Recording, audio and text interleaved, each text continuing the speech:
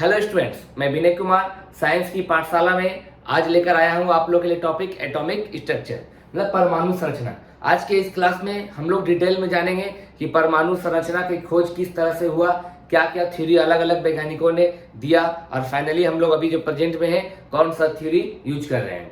तो सबसे पहले एटॉमिक स्ट्रक्चर को जानने से पहले मैं आप लोग को एटम के बारे में कुछ बताना चाहूँगा। तो एटम क्या होता है, समझ लीजिए कोई भी वर्ल्ड यूनिवर्स में हम लोग का कोई भी मैटर हो, कोई भी पदार्थ हो, उसका जो बेसिक बिल्डिंग ब्लॉक बोल सकते हैं हम लोग। जिस तरह से मान लीजिए घर हम लोग बनाते हैं तो ईंट जोड़ जोड़ के घर बनाते हैं, तो उसी तरह से हम लोग का यूनिवर्स का कोई भी पदार्थ छोटे छोटे कणों से मिलकर के बना होता है। उसी कण को हम लोग बोलते हैं परमाणु। उसी कण को हम लोग क्या बोलते हैं, एटम। क्या बोलते हैं हम लोग उसको, एटम, या हिंदी में उसको हम लोग बोलते हैं परमाणु। ठीक है, तो उस छोटे कण को क्या है तो बोल सकते हैं हम लोग कि हम किसी भी पदार्थ का सबसे छोटा कण जिसको हम लोग परमाणु बोलते हैं, जिससे कि वो पदार्थ मिलकर के बना हुआ रहता है। तो बहुत सारे वैज्ञानिकों ने अलग अलग थ्योरी दिया। ठीक है, तो सबसे पहला जो थ्योरी दिया डाल्टन, सबसे पहला थ्योरी जो दिया एटॉमिक स्ट्रक्चर के बारे में, उस वैज्ञानिक का नाम था डाल्टन। ठीक है, डाल्टन का परमाणुवाद भी हम लोग बोलते हैं जिसको, डाल्टन। तो डाल्टन ने बोला था कि परमाणु जो हम लोग का है वह अविभाज्य है और अविनाशी है। मतलब परमाणु को हम लोग और ज्यादा तोड़ नहीं सकते हैं। मतलब पदार्थ का सबसे छोटा कण को परमाणु कहते हैं। ठीक है, प्रत्येक पदार्थ जो होता है हम लोग का छोटे छोटे कणों से मिलकर बना होता है, उसको हम लोग परमाणु कहते हैं डाल्टन के अनुसार। ठीक है, और डाल्टन ने बोला क्या परमाणु के बारे में कि परमाणु को अविभाज्य है। ठीक है, अनडिवाइडेड मतलब अनडिविजिबल, मतलब परमाणु को हम लोग और आगे फिर डिवाइड नहीं कर सकते हैं। ठीक है, और परमाणु अविनाशी है, उसको हम लोग नष्ट भी नहीं कर सकते हैं, ये डाल्टन ने बोला। तो धीरे धीरे जिस तरह से हम लोग का अनुसंधान खोज हम लोग का आगे बढ़ा, तो सबसे पहले एक वैज्ञानिक हुए जे थॉमसन। सबसे पहले क्या हुआ, कौन से वैज्ञानिक हुए, जे थॉमसन। ठीक है, तो हम लोग पढ़ेंगे थॉमसन्स एटॉमिक मॉडल। तो जे थॉमसन ने बोला कि परमाणु जो है हम लोग का, परमाणु हम लोग का क्या है, एक धन आवेशित गोला है। धन आवेशित गोला है मतलब पॉजिटिवली चार्ज हम लोग का एक स्फीयर है परमाणु। ठीक है, जिसमें कि हम लोग कंसीडर कर सकते हैं तरबूज का एग्जांपल लेके, वाटर मेलन का, मतलब एक गोला हम लोग का है पॉजिटिवली चार्ज जे थॉमसन के मॉडल के अनुसार। ठीक है, पॉजिटिवली चार्ज क्या है, गोला है, जिसमें कि जो बीच है हम लोग का उसको कंसीडर कर लीजिए इलेक्ट्रॉन उस गोले में, नेगेटिव इलेक्ट्रॉन जो है क्या है उस गोले में धंसा हुआ है।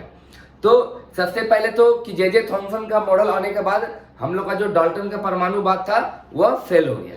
क्यों, क्योंकि डाल्टन ने बोला था कि हम लोग का जो परमाणु होता है वह अविभाज्य होता है, मतलब परमाणु को हम लोग डिवाइड नहीं कर सकते हैं डाल्टन के अनुसार। तो इसलिए डाल्टन का जो परमाणुवाद था हम लोग एटॉमिक स्ट्रक्चर जो मॉडल था वो फेल हो गया।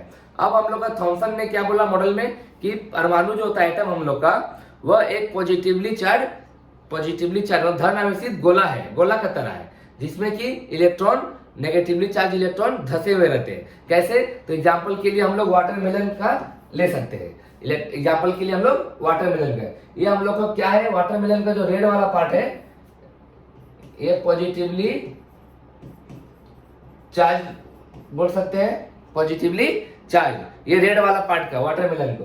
ठीक है, और उसमें जो ये तरबूज का बीज जो धसा रहता है वह नेगेटिवली चार्ज इलेक्ट्रॉन रहेगा, हम लोग को नेगेटिवली चार्ज इलेक्ट्रॉन रहता है। ठीक है, तो जे थॉमसन का ये परमाणु का सिद्धांत था। ठीक है, मॉडल था ये जे थॉमसन का।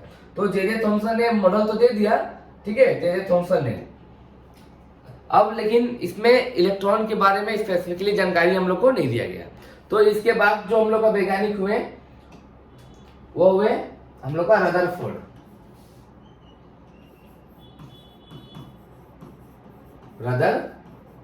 तो रदरफोर्ड ने एक एक्सपेरिमेंट किया गोल्डफॉल का। ठीक है, काफी फेमस एक्सपेरिमेंट है रदरफोर्ड का। तो रदरफोर्ड ने क्या किया, एक गोल्ड का फॉइल लिया, ये क्या हम लोग का है, गोल्ड फॉइल। गोल्ड फॉइल में क्या किया, हाई स्पीड का ये रेड कलर का जो देख रहे हैं आप, ये अल्फा रे इसको बोलते हैं।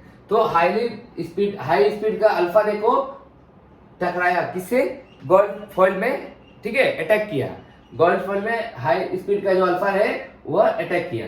तो रदरफोर्ड ने सोचा था कि हम लोग का जो अल्फा रे है जा रहा है, ठीक है, सबसे पहला नंबर अल्फा रे जो होता है हम लोग का वह He2+ इसको हम लोग बोलते हैं, ठीक है। ये मतलब क्या है? पॉजिटिव चार्ज है। अल्फा रे क्या हम लोग का है? पॉजिटिव चार्ज हम लोग का होता है। अल्फा रे पॉजिटिव चार्ज होता है। तो रदरफोर्ड ने सोचा था कि जब मैं अल्फा रे को, ठीक है, बम्बार्ड करूंगा, मैं अटैक करूंगा गोल्ड फॉइल पे, तो क्या होगा? हम लोग का जो हम लोग का अल्फा रे है वह डिफ्लेक्ट होना चाहिए। वो क्या होना चाहिए? डिफ्लेक्ट होगा। रदरफोर्ड ने ऐसा सोचा था, लेकिन जो रिजल्ट आया इस एक्सपेरिमेंट का वह इसके सोच के बिल्कुल उलट एकदम आया। क्या आया रिजल्ट हम लोग का? तो देखा क्या रदरफोर्ड ने, जब अल्फा रे गुजरा हम लोग गोल्ड फॉइल से, तो मैक्सिमम जो अमाउंट है, ये जो आप देख रहे हैं डीप रेड कलर का, ये जो डीप रेड कलर का ये जो देख रहे हैं यारो, ये क्या है? अल्फा रे, मतलब अनडिफ्लेक्टेड अल्फा रे। अनडिफ्लेक्टेड मतलब उसमें कोई मुड़ाव उसका दिशा में अल्फा रे का नहीं हुआ, मतलब विक्षेपित नहीं हुआ हम लोग का अल्फा रे। बहुत सारा मात्रा में अल्फा रे विक्षेपित नहीं हुआ, बहुत थोड़ा सा ही मात्रा में, मतलब बोल सकते हैं कि मतलब 10,000 में एक अल्फा रे हम लोग का क्या हुआ? वापस उसी दिशा में आया। और कुछ जो है हम लोग का अल्फा रे वो बहुत कुछ, मतलब बहुत कम अमाउंट में अल्फा रे हम लोग का वह डिफ्लेक्ट हुआ, बहुत छोटे से एंगल से डिफ्लेक्ट हुआ हम लोग का, ठीक है। अल्फा रे बहुत छोटे से एंगल में हम लोग को डिफ्लेक्ट हुआ, बहुत कम मात्रा में। तो रदरफोर्ड ने क्या निकाला इससे कंक्लूजन? पहले हम लोग मान लीजिए एग्जांपल लेते हैं। मान लीजिए यहाँ पे एक वाल लगा हुआ है, यहाँ पे क्या है? वाल लगा हुआ है, ठीक है। अब कोई आदमी यहाँ पे खड़ा होकर के बॉल को इस वाल पे मारेगा, बॉल को इस वॉल पे मारेगा, तो क्या होगा? वॉल से बॉल टकरा कर वापस हम लोग की तरफ ही आ जाएगा। बॉल को मारेंगे हम लोग, ठीक है, वॉल पे। तो लेकिन वही अगर वॉल के जगह पे हम लोग तार रिप्लेस कर दें, पतला पतला तार से घेरा बना दे, और अब अगर कोई इस बॉल को लेकर इस तार पे मारेगा, तो क्या हम लोग देखेंगे, नोटिस करेंगे। तो इस केस में क्या हो रहा था? सारा बॉल, जितना बार भी हम लोग बॉल को वॉल पे मार रहे थे, तो हम लोग का सारा बॉल क्या हो रहा था? दीवार से टकरा के वापस आ जा रहा था। लेकिन वही अगर हम लोग दीवार को तार से रिप्लेस कर देंगे, पतला पतला तार से रिप्लेस कर देंगे, तो क्या देखेंगे कि हम लोग का बॉल बहुत सारा क्या हो रहा है? तार के पार हो जा रहा है, तार के पार हो जा रहा है, टकरा कर वापस। बहुत कम ही बॉल ऐसा होगा जो तार से टकरा कर इस साइड में हम लोग का तरफ वापस आएगा। तो मैक्सिमम बॉल क्या होगा? मैक्सिमम टाइम, ज्यादा बार हम लोग का बॉल जब फेंकेंगे हम लोग, तो क्या होगा? तार से बाहर चला जाएगा। तो यही कंक्लूजन निकाला रदरफोर्ड ने कि जब मैं अल्फा रे को गोल्ड फॉइल पे मार रहा हूँ, ठीक है, गोल्ड फॉइल पे, ठीक है, हम लोग का फॉल कर रहा है, तो क्या हो रहा है? बहुत सारा अल्फा रे बिना डिफ्लेक्ट हुए, मतलब बिना विक्षेपित हुए, बिना मुड़े हुए, वो क्या हो रहा है? गोल्ड फॉइल के पार हो जा रहा है। तो इससे वो निष्कर्ष निकाला रदरफोर्ड कि जो हम लोग का जो एटम है, हम लोग का जो एटम है, उसमें बहुत सारा जगह खाली है। एटम के अंदर बहुत सारा जगह क्या है? खाली है, जिसका वजह से अल्फा रे बहुत अधिक संख्या में वो बिना मुड़े हुए वो गोल्ड फॉइल के पार हो गया। तो पहला कंक्लूजन यही निकाला। दूसरा, जो मतलब बहुत छोटा सा अमाउंट में हम लोग का अल्फा रे क्या हुआ? मुड़ा, हम लोग का डिफ्लेक्ट हुआ, विक्षेपित हुआ। तो इससे कंक्लूजन निकाला क्या कि पॉजिटिव चार्ज जो है, पॉजिटिव चार्ज एटम में, पॉजिटिव चार्ज जो है एटम में, वो बहुत कम मात्रा में है, कम है, बहुत कम, बहुत छोटा सा हम लोग का पॉजिटिव चार्ज है। मैं आप लोग को बताता हूं स्लाइड से।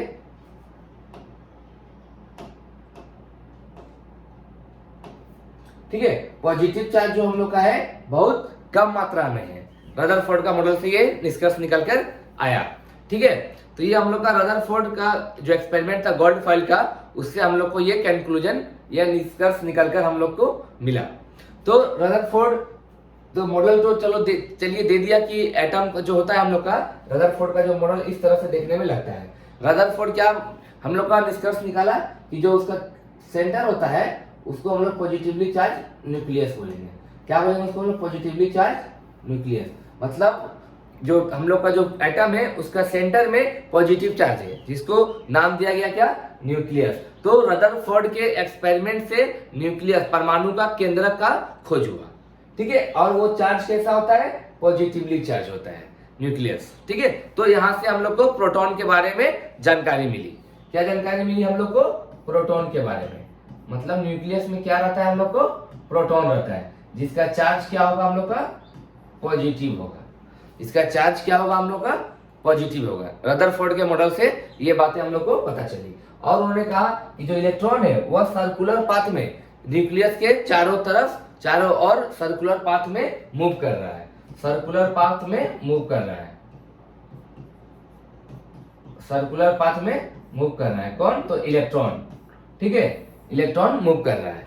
तो यहां तक तो रदरफोर्ड ने बता दिया, लेकिन रदरफोर्ड का जो मॉडल हम लोग का है वह इलेक्ट्रॉन का जो स्थिति है, इलेक्ट्रॉन का स्थिति है, मतलब कि इलेक्ट्रॉन किस तरह से मूव करता है न्यूक्लियस के चारों तरफ, वो एक्सप्लेन करने में फेल हो गया।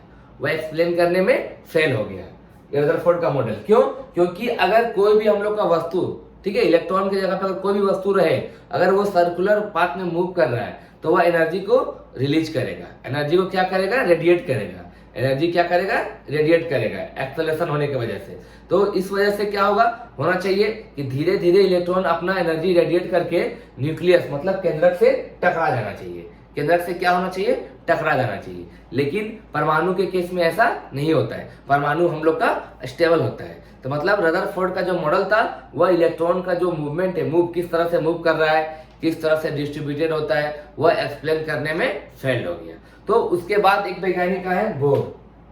उसके बाद एक वैज्ञानिक है बोर। तो बोर का जो एटॉमिक मॉडल है, उन्होंने कहा कि केंद्रक में हम लोग का, न्यूक्लियस में हम लोग का प्रोटॉन पॉजिटिव चार्ज रहता है। तो इलेक्ट्रॉन, लेकिन बोला उन्होंने कि एक पर्टिकुलर कक्ष में इलेक्ट्रॉन घूमता है। तो उन्होंने ऑर्बिट का नाम दिया NKLMN। ठीक है, तो उन्होंने ये थ्योरी दिया कि प्रत्येक कक्ष में इलेक्ट्रॉन हम लोग का एक फिक्स कक्ष होता है, उसमें इलेक्ट्रॉन हम लोग का मूव करता है।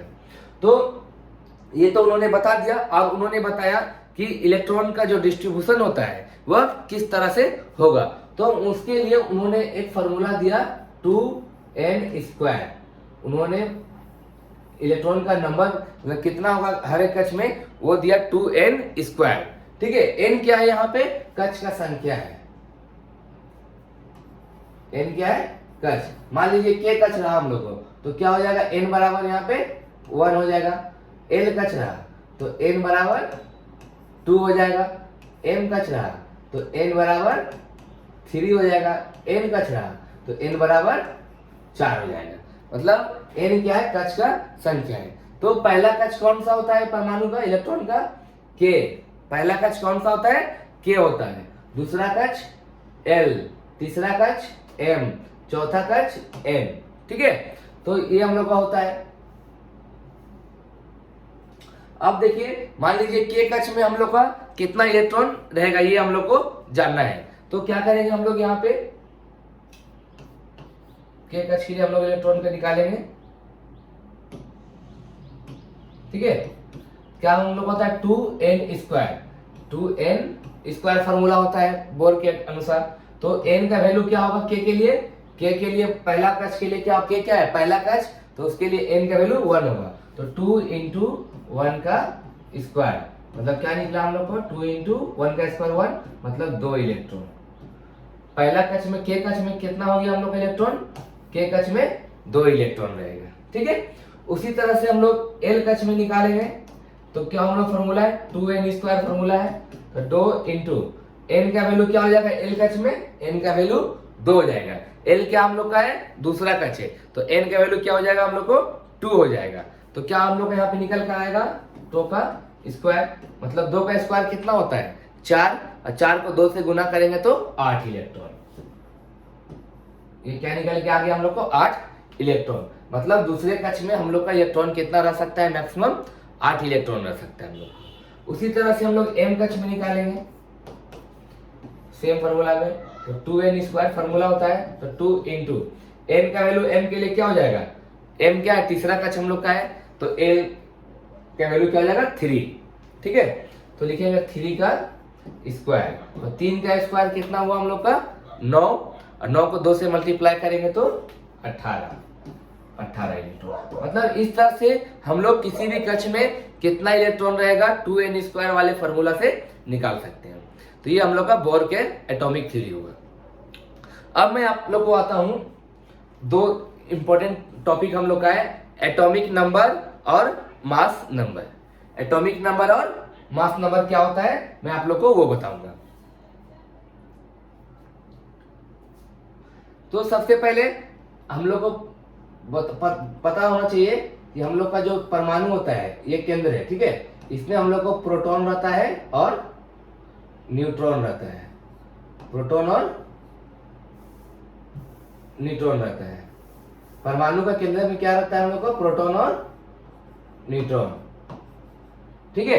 तो एक चीज मैं आप लोग को यहाँ पे ऐड करना चाहूंगा कि जो परमाणु हम लोग का होता है वह 3 कणों से मिलकर बना होता है, 3 पार्टिकल से। क्या होता है वो, प्रोटॉन, इलेक्ट्रॉन और न्यूट्रॉन, ठीक है। प्रोटॉन, इलेक्ट्रॉन और न्यूट्रॉन होता है हम लोग का।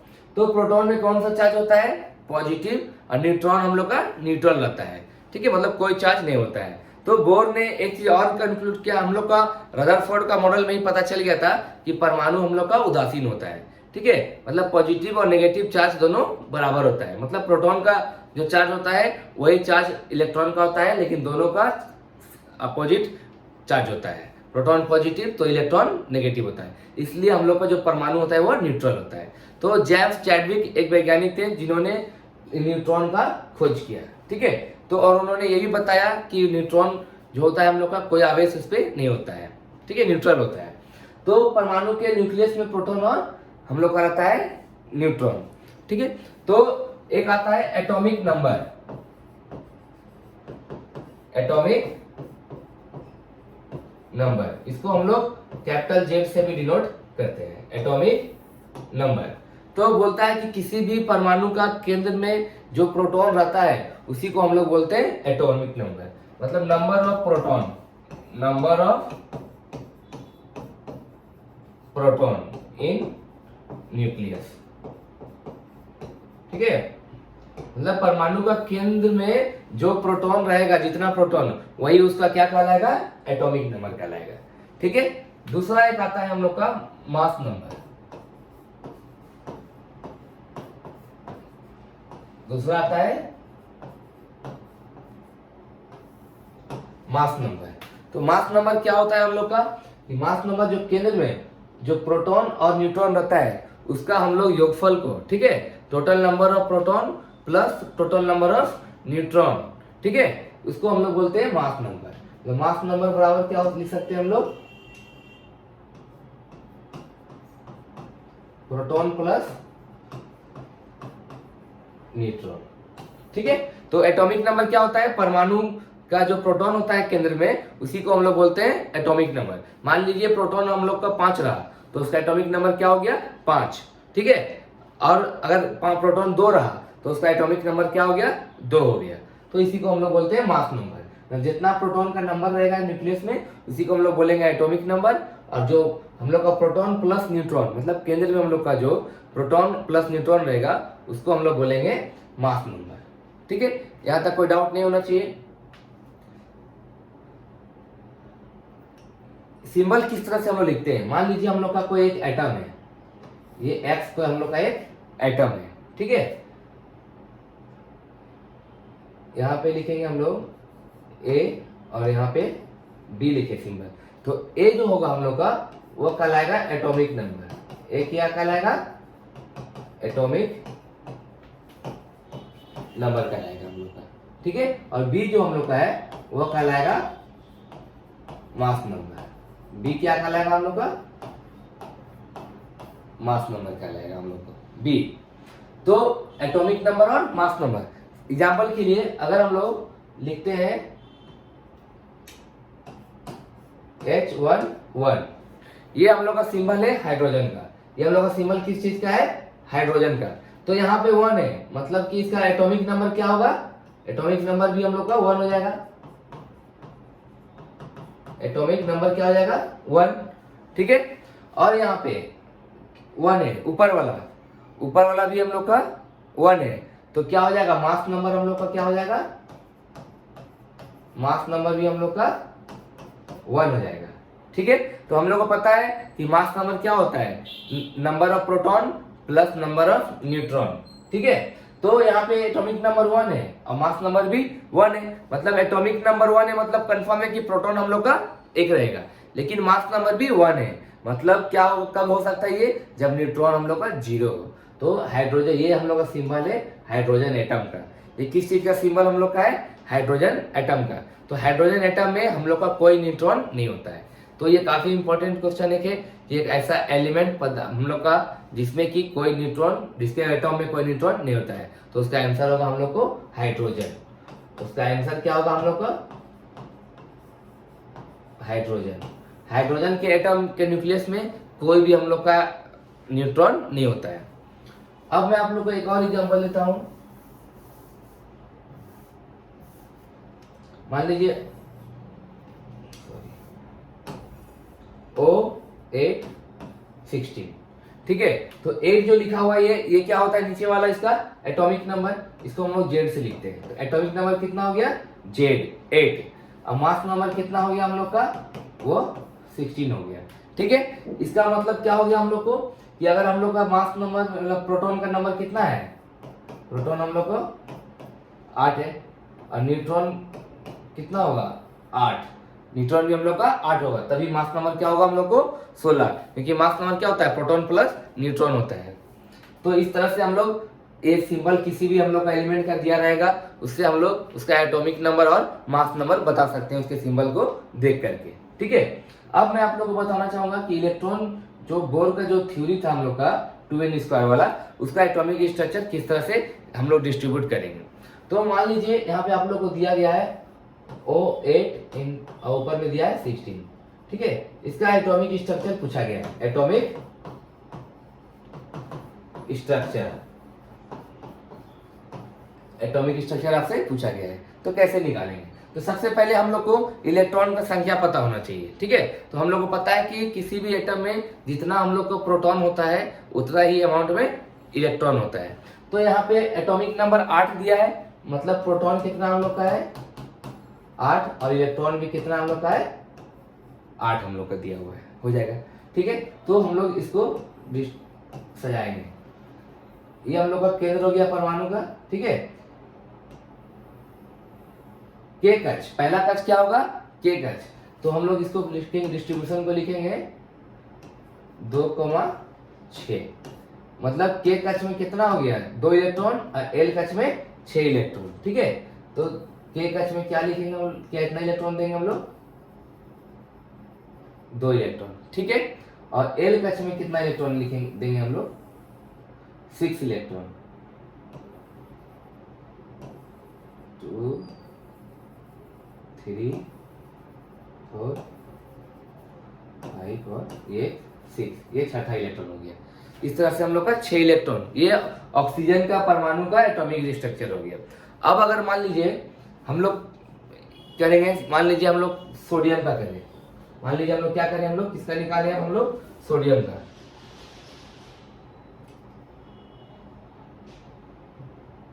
ठीक है। तो सोडियम का होता है Na11, ठीक है। सोडियम का परमाणु संख्या कितना होता है 11, मतलब प्रोटॉन 11, तो इलेक्ट्रॉन भी कितना हो जाएगा हम लोग को 11 हो जाएगा। तो इसका क्या होगा, पहला कक्ष में कितना इलेक्ट्रॉन रह सकता है हम लोग, के कक्ष में 2 इलेक्ट्रॉन रह सकता है, ठीक है। के कक्ष में हम लोग का 2 इलेक्ट्रॉन, एल कक्ष में 8 इलेक्ट्रॉन रह सकता है, ठीक है। तो बचा 2 और 8 10 इलेक्ट्रॉन हो गया, तो बचा कितना इलेक्ट्रॉन और 1 इलेक्ट्रॉन। तो इसका एम कक्ष में हम लोग का वो रहेगा 1 इलेक्ट्रॉन। तो ये हो गया सोडियम का परमाणु का इलेक्ट्रॉनिक कॉन्फ़िगरेशन भी जिसको बोलते हैं, इलेक्ट्रॉनिक विन्यास, ठीक है। अब हम लोग इसको ड्राइंग स्ट्रक्चर किस तरह से दिखे वो करेंगे, ठीक है। एक के कक्ष में 2 इलेक्ट्रॉन हो गया, 4 5 6 7 8, ये एल कक्ष में भी 8 इलेक्ट्रॉन हो गया। अब बचा क्या इसका एम कक्ष, इसमें कितना इलेक्ट्रॉन रहेगा हम लोग का 1 इलेक्ट्रॉन रहेगा। तो ये हम लोग क्या हो गया हम लोग को सोडियम एटम का हम लोग को एटॉमिक स्ट्रक्चर हो गया, ठीक है, सोडियम एटम का। तो इस तरह से इलेक्ट्रॉनिक कॉन्फ़िगरेशन हम लोग कर सकते हैं किसी भी एटम का। तो यहाँ तक कोई डाउट नहीं होना चाहिए। अब मैं आप लोग को बताना चाहता हूँ संयोजकता। संयोजकता क्या होता है। तो सबसे पहले हम लोग को जानना चाहिए कि हम लोग को एक चीज याद रखना चाहिए कि हम लोग का जो बाहरी कक्ष है, ठीक है, हम लोग को सबसे जो बाहरी कक्ष है उसमें इलेक्ट्रॉन को हम लोग या तो ट्रांसफर कर सकते हैं या इलेक्ट्रॉन को रिसीव कर सकता है। कोई जो एटम होता है वो अपने बाहरी कक्ष से इलेक्ट्रॉन को या तो ट्रांसफर कर सकता है या इलेक्ट्रॉन को रिसीव कर सकता है। तो एग्जाम्पल के लिए सोडियम का जो हम लोग इलेक्ट्रॉनिक कॉन्फ़िगरेशन लिखे 2 8 1 11 इस तरह से, तो सबसे बाहरी कक्ष में इलेक्ट्रॉन इसका कितना हो गया 1 इलेक्ट्रॉन कितना हुआ बाहरी कक्ष में 1। तो सबसे एक चीज और होता है हम लोग का ऑक्टेट रूल, अष्टक रूल नियम भी बोलते हैं जिसको। तो कोई भी परमाणु अपने बाहरी कक्ष को पूर्ण करना चाहता है, फुल करना चाहता है, तो सोडियम का जो एटम है वह फुल कैसे हो सकता है, या तो 7 इलेक्ट्रॉन रिसीव कर सकता है जिसकी वजह से इसका बाहरी कक्ष में क्या हो जाएगा 8 इलेक्ट्रॉन, या 1 इलेक्ट्रॉन को त्याग कर सकता है, या 1 इलेक्ट्रॉन को त्याग कर सकता है, तब उसका बाहरी कक्ष में इलेक्ट्रॉन कितना बचेगा 8। तो सबसे इजी कौन होगा 1 इलेक्ट्रॉन का त्याग करना, तो 7 इलेक्ट्रॉन रिसीव करने से बेटर ज्यादा इजी होगा कि 1 इलेक्ट्रॉन को हम त्याग कर दें। तो सोडियम का एटम क्या करता है 1 इलेक्ट्रॉन को त्याग कर देता है। तो किसी भी परमाणु का जो बाहरी कक्ष होता है वह इलेक्ट्रॉन जितना ट्रांसफर कर सकता है या रिसीव कर सकता है, ठीक है, या फिर कोवैलेंट या फिर साझेदारी कर सकता है इलेक्ट्रॉन का, तो उसी को हम लोग उसका कहते हैं संयोजकता, ठीक है, संयोजकता। ये हो गया। तो सोडियम क्या करेगा 1 एटम को 1 इलेक्ट्रॉन को त्याग करेगा, तो बचा क्या इसका 2 और 8, तो ये क्या हो जाएगा Na+ लिख देंगे। क्यों प्लस लिखे हम लोग यहाँ पे, प्लस क्यों लिखे हम लोग, प्लस का साइन क्यों दिए, क्योंकि सोडियम हम लोग का था 11, इसमें प्रोटॉन कितना था पॉजिटिव चार्ज वाला 11, ठीक है, इलेक्ट्रॉन भी कितना था हम लोग का 11, लेकिन यहाँ पे 1 इलेक्ट्रॉन त्याग कर दिया, 1 इलेक्ट्रॉन क्या किया त्याग कर दिया, मतलब कि इलेक्ट्रॉन कितना बच गया हम लोग का 10, ठीक है, तो 11 माइनस 10 क्या बचेगा हम लोग को +1 बचेगा। तो इसीलिए हम लोग इसका सिंबल में Na+ लिखे। सोडियम आयन में क्या लिखते हैं हम लोग Na+ लिखते हैं, क्यों, क्योंकि 1 इलेक्ट्रॉन त्याग करने की वजह से जो सोडियम का जो परमाणु होता है वह पॉजिटिवली चार्ज हो जाता है, क्योंकि इसके केंद्र में जो प्रोटॉन होता है उसका नंबर में तो कोई चेंज नहीं हुआ, वह 11 ही रहा, लेकिन बाहरी कक्ष से 1 इलेक्ट्रॉन त्याग करने की वजह से क्या हो गया, इसके जो चार्ज हो गया वह पॉजिटिव हो गया, क्योंकि प्रोटॉन 11 है इलेक्ट्रॉन 10 है, मतलब नेगेटिव चार्ज वाला कम हो गया, पॉजिटिव चार्ज उतना ही रहा, तो इसीलिए हम लोग को Na+ इस तरह से लिखते हैं। उसी तरह से अगर मान लीजिए हम लोग को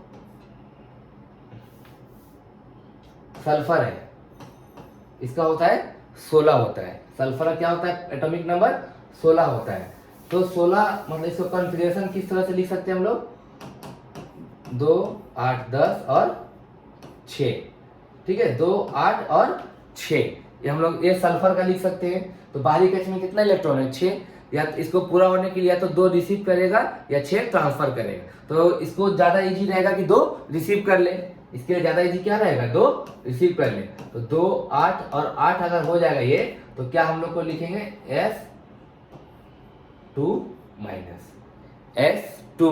क्यों लिखे हम लोग, क्योंकि सल्फर जो एटम था 16 वाला, ठीक है, 16 जिसका जो था एटॉमिक नंबर, उसमें क्या था हम लोग को प्रोटॉन जो पॉजिटिव चार्ज था वो 16 था और इलेक्ट्रॉन जो नेगेटिव चार्ज था वो भी 16, क्योंकि किसी भी परमाणु में प्रोटॉन और इलेक्ट्रॉन दोनों सेम नंबर में होता है। तो लेकिन क्या हुआ यहाँ पे 2 इलेक्ट्रॉन को ये रिसीव कर लिया, ये 2 इलेक्ट्रॉन क्या किया रिसीव कर लिया, तो क्या हो गया इलेक्ट्रॉन इसमें कितना हो गया हम लोग को 18 हो गया, मतलब नेगेटिव चार्ज इसमें ज्यादा हो गया 18 और पॉजिटिव चार्ज वाला 16, इसीलिए यहाँ पे हम लोग S2- यहाँ पे सिंबल में लिखे। तो बाहरी कक्ष से जितना भी इलेक्ट्रॉन को त्याग करेगा, ठीक है, ट्रांसफर करेगा या रिसीव करेगा या पार्टनरशिप करेगा, साझेदारी करेगा, उसी को हम लोग बोलते हैं संयोजकता। मतलब सल्फर का संयोजकता कितना हो गया 2 हो गया यहाँ, क्योंकि ये 2 इलेक्ट्रॉन रिसीव कर रहा है, तो जो इसका संयोजकता कितना हो गया सल्फर का 2 हो गया। सोडियम का जो हम लोग किए थे Na+, वो 1 इलेक्ट्रॉन को त्याग कर दिया था, तो सोडियम का संयोजकता कितना हो गया हम लोग का 1 सोडियम का, तो ये हो गया संयोजकता, ठीक है। तो आज मैंने आप लोगों को क्लास में एटॉमिक स्ट्रक्चर के बारे में बताया, ठीक है, डाल्टन के परमाणुवाद क्या बोला था डाल्टन ने, फिर जे थॉमसन ने क्या मॉडल पेश किया, ठीक है। फिर जे थॉमसन का मॉडल को और एडवांस किया गया रदरफोर्ड के मॉडल में। उसके बाद रदरफोर्ड का मॉडल भी हम लोग इलेक्ट्रॉन का जो डिस्ट्रीब्यूशन है उसको एक्सप्लेन करने में फेल हो गया। इसके बाद बोर ने एटॉमिक मॉडल पेश किया अपना, जिसमें उन्होंने इलेक्ट्रॉन का किस तरह से डिस्ट्रीब्यूशन होगा अलग अलग एनर्जी लेवल में वो बताया। तो उसके बाद हम लोग को बोर ने ये भी बताया कि इलेक्ट्रॉन का जो कॉन्फ़िगरेशन होता है वो किस तरह से होगा, के एच एल एम एन ये तरह का डिस्ट्रीब्यूशन होता है। उसके लिए 2n² ये फॉर्मूला भी दिया गया बोर के द्वारा। उसके बाद मैंने आप लोग को एटॉमिक नंबर के बारे में बताया, फिर मास नंबर के बारे में बताया, ठीक है। उसके बाद एक टॉपिक काफी इंपॉर्टेंट है संयोजकता, इसके बारे में बताया। तो आज के वीडियो में बस इतना ही, मिलते हैं अगले वीडियो में। अगर आपको मेरा वीडियो अच्छा लग रहा है तो वीडियो को लाइक जरूर करें, चैनल को सब्सक्राइब करें और बेल आइकन दबाना बिल्कुल ना भूलें। तो आज के लिए बस इतना ही, मिलते हैं नेक्स्ट क्लास में। जय हिंद, वंदे मातरम।